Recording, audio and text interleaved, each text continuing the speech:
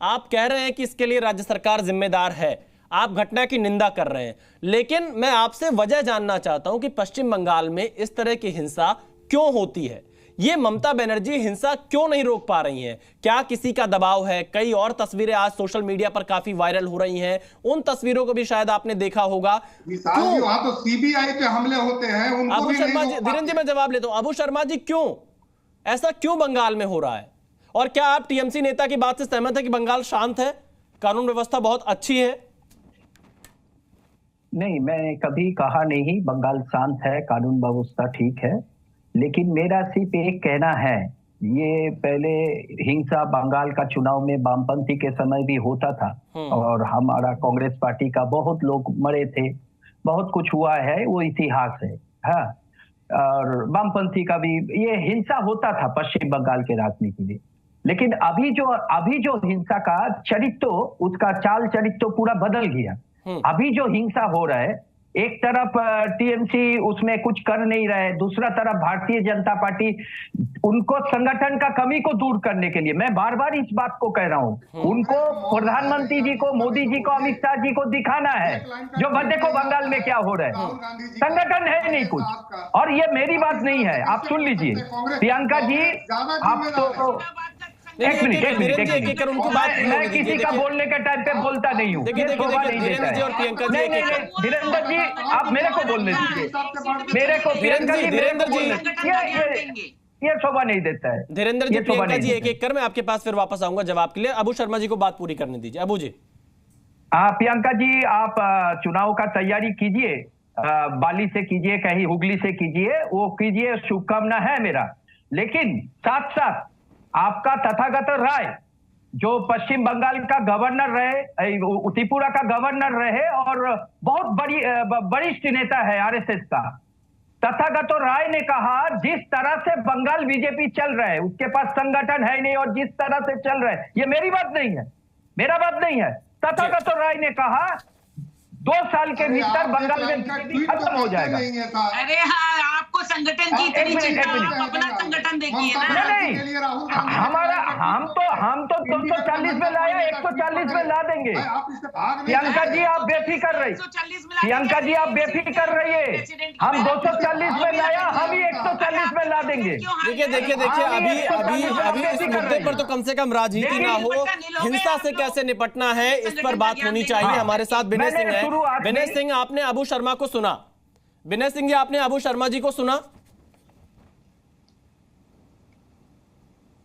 विनय सिंह जी, अबू शर्मा जी ये कह रहे हैं टीएमसी कुछ नहीं कर रही है, हिंसा रोकने के लिए टीएमसी कुछ नहीं कर रही है। ये कांग्रेस पार्टी आपके ऊपर आरोप लगा रही है, जो कभी कभी आपके साथ आती है, बंगाल में आपसे दूर दिखती है, वो ये बात आपके ऊपर आरोप लगा रही है। आपके आंखों पे जैसा चश्मा रहेगा वैसे ही आपको तस्वीर और रंग दिखाई देगा। आप किस नज़रिए से किस चीज़ को देखते हैं, ये आपका अपना राजनीतिक दृष्टिकोण है देखने वालों का। हर राज्य से पश्चिम बंगाल अमन चैन से है और शांति की व्यवस्था है। आपने राज्यपाल का भी बात उठा, तो यहाँ के जो राज्यपाल हैं पश्चिम बंगाल के महिलाओं को एक बार तो जिम्मेदारी ले लीजिए, कहाँ अमन चैन शांति दिख रही है? एक बार तो जिम्मेदारी लीजिए कि आपकी जिम्मेदारी बन रही है, जो हिंसा हो रही है वो रोकने की जिम्मेदारी पश्चिम बंगाल सरकार की है। आप पहले इस बात को कहिए और मैं चाहूंगा भाजपा के प्रवक्ता से उत्तर मिलेगा कि स्थिति तो यहां तक पहुंच गई है कि पश्चिम बंगाल के गवर्नर हाउस में जाने से भी महिलाएं डरती हैं। पार्टी ऑफिस इसका जवाब कौन देगा? विनय सिंह जी, विनय सिंह जी, 500 रुपए में औरतों की इज्जत लूटी जाती है। पार्टी ऑफिस वाली बात प्रियंका जी मत कहिए। विनय सिंह जी, आपने झूठी सीडी चलाई। देखिए इस तरह की बातों का प्रयोग नहीं।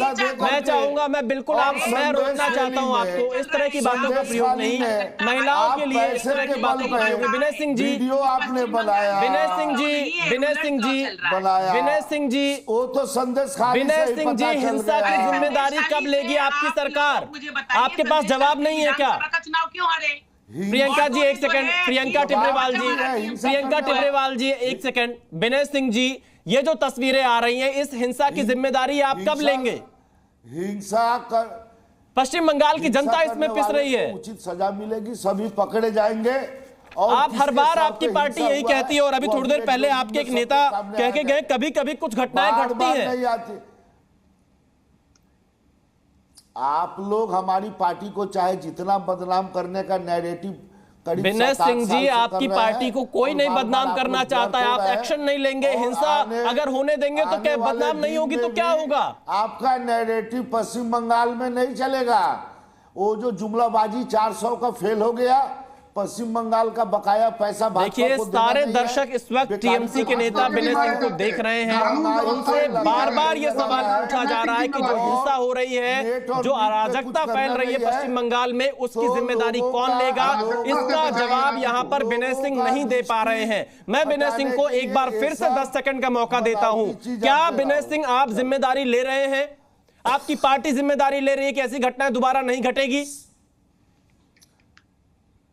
तृणमूल कांग्रेस जितने दिन तक पश्चिम बंगाल की सरकार में है, पूरे जनता की, सभी नागरिकों का पश्चिम बंगाल की जिम्मेदारी सरकार की होती है और सरकार की है, और इस घटना का खुलासा 2-1 दिन में हो जाएगा। चलिए विनय सिंह जी, आप कम से कम उन पर एक्शन लीजिए, तब कुछ समझ में आएगा और दोबारा ऐसी घटना ना हो। हर बार घटना हो रही है। संगीत रागी जी हमारे साथ जुड़ गए। संगीत रागी जी, विनय सिंह जी को आपने सुना, उनके मुताबिक तो जैसी स्थिति बंगाल में है ऐसा किसी और राज्य में नहीं, इतना शांत है पश्चिम बंगाल इस समय।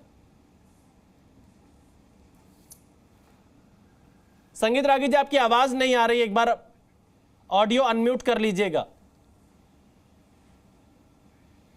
देखिए, संगीत रागी जी से अभी हमारा संपर्क नहीं हो पा रहा है। प्रियंका जी, आप जवाब दीजिए। विवेक जी, मैं आपके पास आऊंगा। प्रियंका जी, देखिए 2021 में भी जो चुनाव के बाद हिंसा हुई थी, उसमें कलकत्ता हाईकोर्ट ने अपने ऑर्डर में साफ लिखा था कि पश्चिम बंगाल में जो है वो रूल ऑफ लॉ नहीं बल्कि रूलर्स लॉ चल रहा है।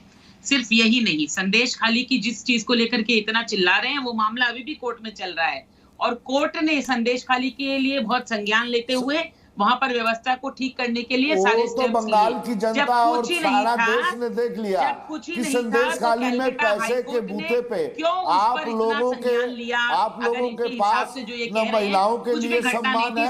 विनय सिंह जी एक एक कर देखिए, आप बीच में बोलेंगे आवाज साफ नहीं आ पाएगी।